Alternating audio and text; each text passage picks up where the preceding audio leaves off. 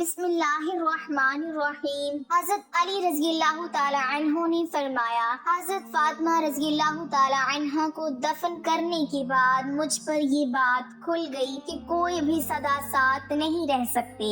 ایسی حسین جوڑی بھی آج بکھر گئی، آج یہ جوڑی بھی ٹوٹ گئی۔ 24 سال کی عمر میں حضرت فاطمہ رضی اللہ تعالی عنہ جدائی دی گئی، ہاں لیکن ان کا تو مرنا بھی زندگی تھا۔ مرنے سے پہلے حضرت فاطمہ رضی اللہ تعالی عنہ نے اپنی خادمہ سے فرمایا، میرے غسل کا پانی رکھو۔ حضرت علی رضی اللہ تعالی عنہ اس وقت کہیں باہر نکلے تھے، خادمہ نے پانی رکھا، خود غسل فرمایا، پھر اس کے بعد چارپائی کو درمیان میں رکھوایا اور کپڑے پہنے اور فرمایا، میرا غسل ہو چکا ہے، مجھے دوبارہ غسل نہ دینا، یہی میرا غسل ہے، اور علی کو بتا دینا کہ وہ چلی گئی ہیں۔ اور جب آپ صلی اللہ علیہ وسلم کے انتقال کا وقت قریب آیا تو آپ صلی اللہ علیہ وسلم نے حضرت فاطمہ رضی اللہ تعالی عنہ سے کہا تھا کہ میں جا رہا ہوں۔ آپ رضی اللہ تعالی عنہ رونے لگی، پھر آپ صلی اللہ علیہ وسلم نے کان میں کہا، نہیں فاطمہ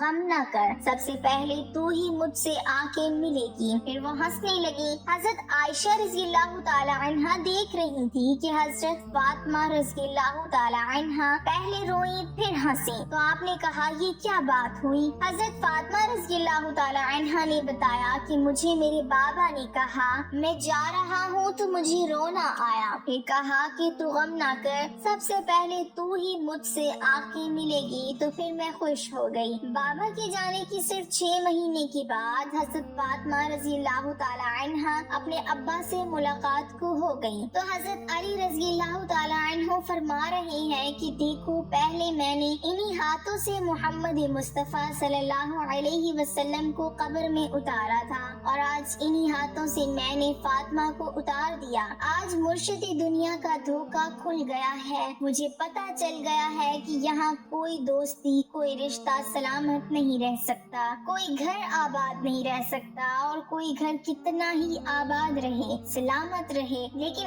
ایک دن آتا ہے کہ مکڑی کے جالوں کے سوا وہاں کچھ نہیں ہوتا، ہواؤں کی سنسناہٹ کے سوا وہاں کچھ نہیں ہوتا۔ ناظرین، ہمیں خود کے لیے بھی سوچنا چاہیے، دھوکہ نہ کھاؤ، جھوٹے لوگوں سے دھوکہ نہ کھاؤ، ہوش میں آؤ، ہم غلط جا رہے ہیں۔ اگر مر کے اللہ کے پاس جانا ہے تو اس دھوکے کی زندگی سے واپس آؤ، وہ راستہ بتاؤ کون سا ہے کہ جس راستے میں موج میلہ بھی ہوگا، اللہ بھی نہیں ملے گا، شاید ایسے راستے میں رسوائی ہی رسوائی ہوگی اور ہم در در کی ٹھوکریں کھاتے پھریں گے۔ ہمارے نوجوانوں کو دیکھیں کہ یہ جب گانے بجانے میں جاتے ہیں، جب یہ رقص گاہوں میں چلتے ہیں، جب یہ تاجر غلط تولتے ہیں، اور جب یہ بینک سے قرضے لے کر لمبے لمبے نظام بناتے ہیں، پرائز بانڈ خرید کر دعائیں مانگتے ہیں، یا اللہ میرا بانڈ نکل آئے۔ ارے یہ کیسی دعائیں ہیں کہ اللہ سے ملاقات ہو بھی صحیح تو ایسے کہ جوئے کے لیے دعائیں مانگی جائیں، لیکن یہ سب غلط ہے۔ لیکن کوئی اس بات کو سمجھتا نہیں اور کوئی سنتا ہی نہیں، کوئی مانتا ہی نہیں۔ تھوڑی دیر کے لیے توبہ کرتے ہیں، پھر وہی ڈگر، وہی راہیں، وہی خفی، وہی صحبتیں۔ کیا آسمان کے دھماکے سن کے توبہ کرنا چاہتے ہو؟ کیا آسمان کی بجلیوں کو دیکھ کر توبہ کرو گے، یا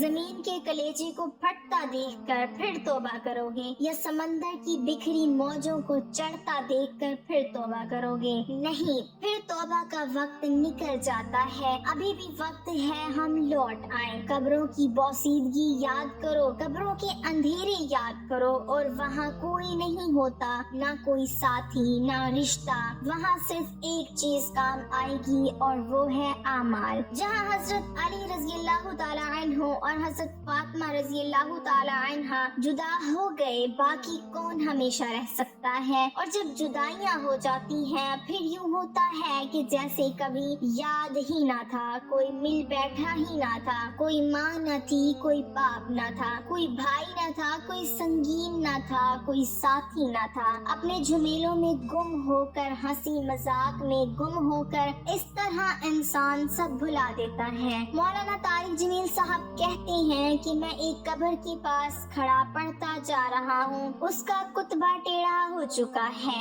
زمانے کی گردش اور ماضی کی بے رحم گردش نے اس کے سارے کتبے کو کالا کر دیا تھا۔ مجھے تجسس تجسس ہوا میں دیکھوں یہ کون ہے جس کی قبر نے مجھ جیسے اجنبی کو رونے پر مجبور کر دیا اور مجھے کھڑا کر دیا۔ میں قریب ہوا، میں نے جھاڑا تو اوپر لکھا ہوا تھا رستم ہند امام بخش، وہ رستم ہند جس کے لیے مہاراج قالین بچھاتے تھے، جس کو ہاتھیوں پہ سوار کروا کے لایا جاتا تھا، جس کے آگے پیچھے ڈھول بجتے تھے۔ یہ وہ دور تھا جب پہلوانوں کے آگے پیچھے خلقت ہوتی تھی۔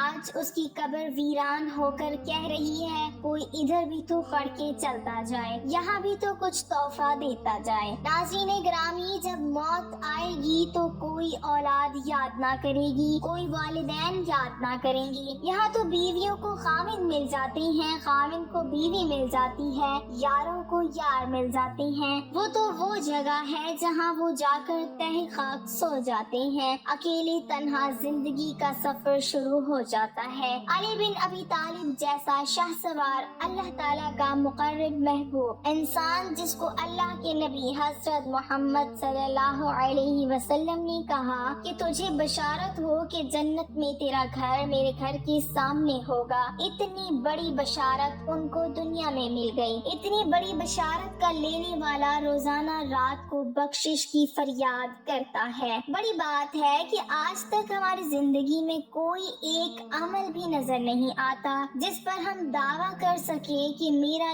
یہ کام تو اللہ کو بڑا پسند آئے گا اور میری بخشش کا سامان ہو جائے گا۔ ہمیں ہر وقت توبہ کرتے رہنا چاہیے کیونکہ توبہ کا دروازہ اب بھی کھلا ہے۔ اللہ ہمیں توبہ کی توفیق عطا فرمائے، آمین۔